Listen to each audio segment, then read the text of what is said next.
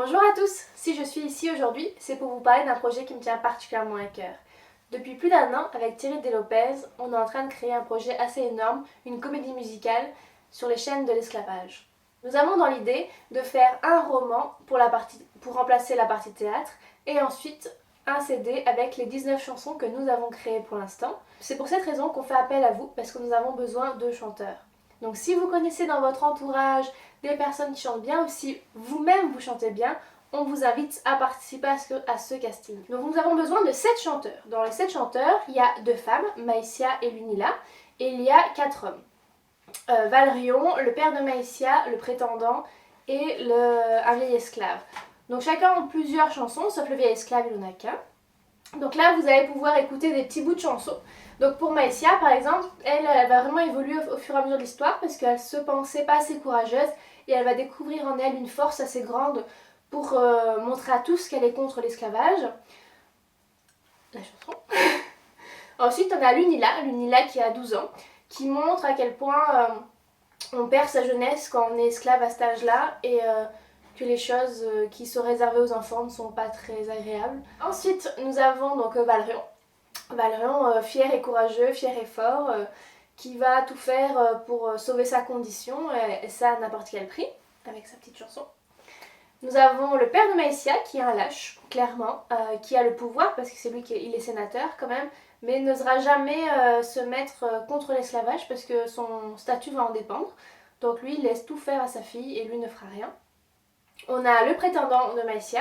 Le prétendant de Maïsia, il veut se la faire, clairement. Le prétendant de Maïsia, il veut la main de Maïsia. Pourquoi? Parce que le pouvoir des sénateurs l'intéresse. Lui, il a déjà l'argent, maintenant il lui faut le pouvoir. D'ailleurs, ce sera une des chansons. Et ensuite, le vieil esclave, qui lui est là pour rappeler à Valrion que le combat contre les esclavagistes ne se fait pas forcément par les armes. Voici la chanson.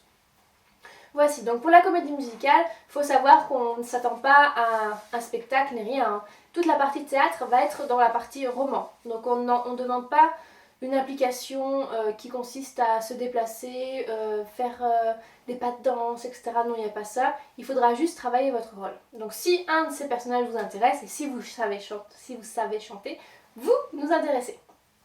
Concernant la rétribution, Thierry et moi, voilà, on s'est engagé à fond là-dedans et bénévolement, etc. Et ce qu'on aimerait faire, c'est créer un projet Ulule pour recevoir les fonds nécessaires à l'impression du livre et du CD.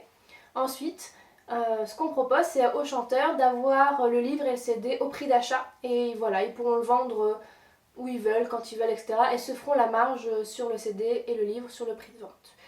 Voilà, donc si ça vous intéresse, si vous êtes motivé, si vous avez envie de chanter, si vous avez envie de suivre cette aventure qui est totalement folle, et rejoignez-nous. Pour commencer, il faudra envoyer une chanson en français pour montrer votre talent.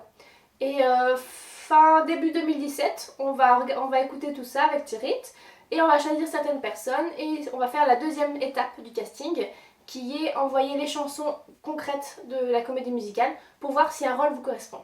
2 chansons sont disponibles dès maintenant sur YouTube, donc vous pouvez les écouter. Il y a Je deviendrai la légende, une des chansons de Valrion. Et ensuite, vous avez Mais qu'est-ce que l'amour, qui est une chanson de Valrion et de Maïsia. Merci à tous d'avoir écouté la vidéo jusqu'à la fin. Je vous souhaite une bonne soirée!